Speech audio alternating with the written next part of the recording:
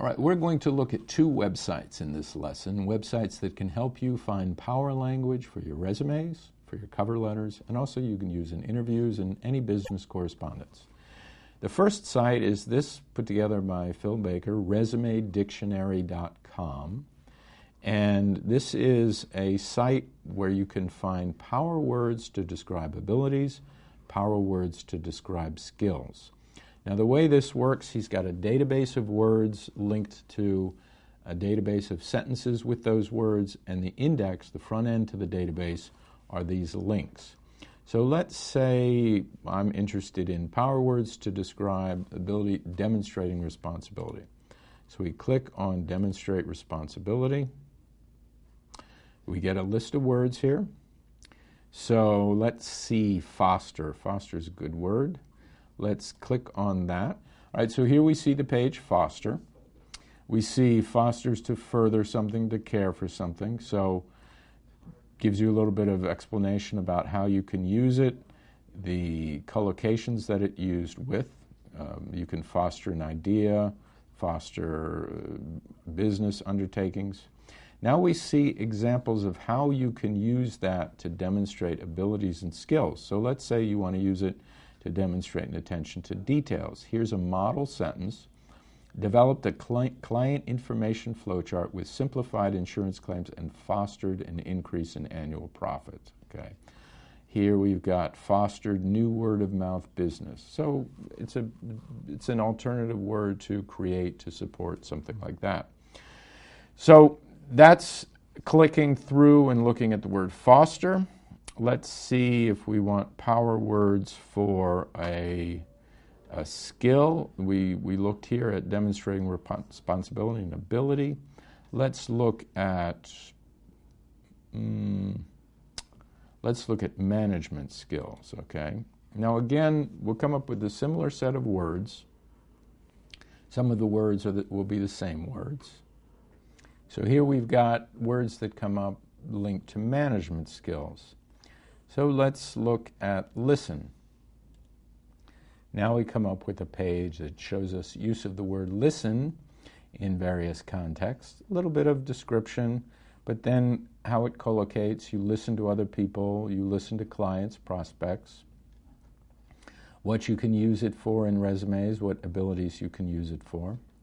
We drill down to using it in management skills, created flexible work shifts after listening to the needs of employees. So again, it is a very useful tool. He has a database, a relatively small database of power words, but they are linked to different examples in demonstrating abilities, different examples in demonstrating skills. Very much worth your time. Go through there, see if you can find some language that maybe you can use in your accomplishment statements, to put in your resumes, to put in your cover letters. So that's resumedictionary.com. And in our next site, we will look at a collocation dictionary, a database, a corpora that contains a database of language that you can also use to find power words and power language for your resumes and cover letters. All right, the second site we're going to look at today is a corpus. This is specifically the Corpus of Contemporary American English. A corpus is simply a body of language. And a body of language is another term for a database of language. So the various corpora that are out there are databases. This is a database of American English, and the particular advantage of this database is it's updated regularly. So we are going to enter here. Now, it's a free site. You do need, if you're going to use it regularly, you do need to set up an account, but as I say, it's a free site, so now I've logged in. The way this works is you will enter words or search strings over here. Collocates means words that other words go with. These boxes over here are genre boxes, so we're going to stay with ignore, but you can look in the spoken genre, fiction, magazines. Then you can drill down further, news, genre, academics, and also by time.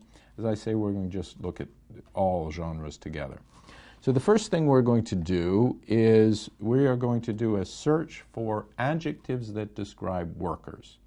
Now, the search strings that you'll use most commonly are for nouns, verbs, adjectives, and adverbs.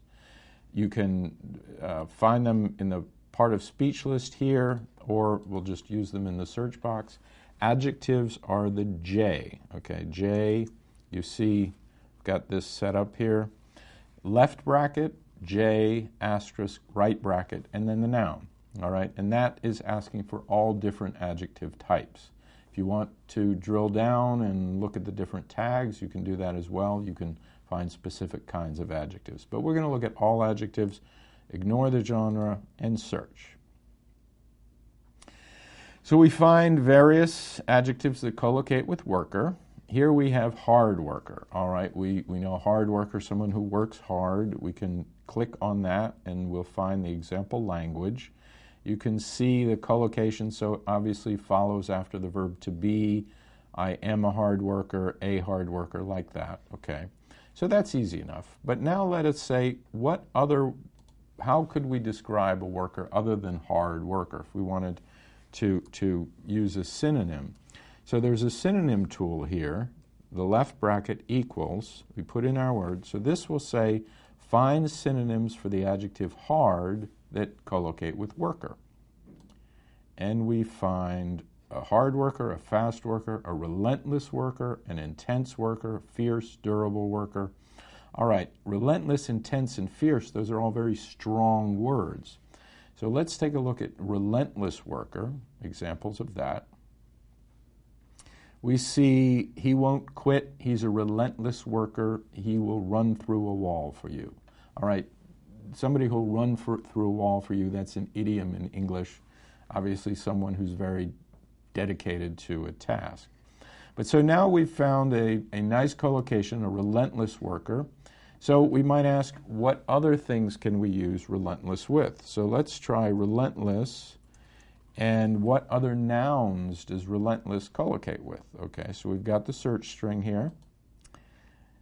Now we find we can talk about relentless pursuit, relentless pressure. Nobody likes really relentless pressure. But let's take a look at relentless pursuit. All right, relentless pursuit of, we see that it collocates primarily with the preposition of. If we want to double check that, there's keywords in context here, and I'll show you that. Let me show you that. Relentless, keywords in context. We see that we have relentless, let me do relentless pursuit, keyword in context, just to show you how you can find prepositions and whatnot. See, relentless pursuit by law enforcement. All right, it's a criminal being pursued. But you see relentless pursuit of, that just points out to you that that's the preposition that goes relentless pursuit of.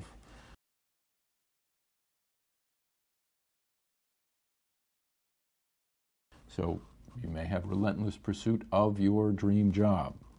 All right, so let's go back to relentless, the noun collocation list. See what else we've got here. Relentless drive. That's a collocation we use in business. Relentless drive to provide, relentless drive to do something. So relentless drive to do something is a collocation you can use. Relentless focus. Relentless focus on something. Relentless focus on, and you see on spending, on maintaining. That tells you would use a gerund with it, an ing form. Relentless focus on the numbers. All right, a numbers person, an accounting person would have a relentless focus on the numbers. So this is an example of using this tool to explore the English language. We found the synonym for hard worker, relentless worker. We found nouns that would collocate with relentless. Just want to show you a couple more examples. Let's say you have led a team and you're looking for other ways to say lead a team. So lead a team, all right? Again, we use the synonym tool. You can run a team, you can manage a team, you can direct a team.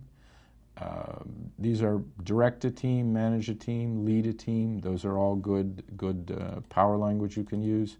And finally, we're going to look at, we design a program.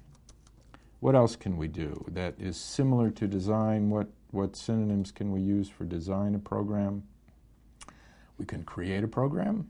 We can devise a program. Now, propose is a little bit different. Plan a program, outline. Outline is a little bit like propose or design. Construct a program, suggest a program. So again, these are power verbs that you can use in your resume, that you can use in your accomplishment statements, that you can use in your cover letter.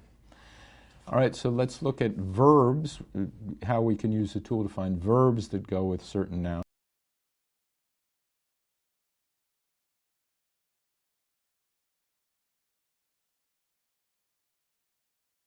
With a job, we can get a job, we can have a job, we can take a job. Now, you may have heard me in the previous lessons talk about landing a job. That is a similar meaning. Now, job is a little bit informal. We might describe a position. Position is a little bit more formal language. What can we do with that? Take a position. Now, accept a position. Be offered a position. You hope you be offered a position. So you've seen offer, take, accept. Those are all good verbs that collocate with position. So this was a brief overview of this corpus. It's a tremendous tool. I use it in writing courses. I use it for myself when I write. It's again, the search strings that you'll use. N finds all nouns. J finds all adjectives. I'll show you R finds adverbs. Let's try it with what adverbs could we use with hard worker, a very hard worker, a really hard worker, an extremely hard worker, incredibly hard worker. These are all a little bit over the top, but that's all right. So R is your adverbs, J is your adjectives, V is your verbs. So those primarily nouns, adjectives, and verbs. Those are the search strings that you'll use most commonly in this corpus. And the synonym tool is also very useful. And then as you drill down, you can see the collocations, you can see how the language is put together. So we've looked at two websites today. We looked at Corpus of Contemporary American English that you can use to investigate the English language.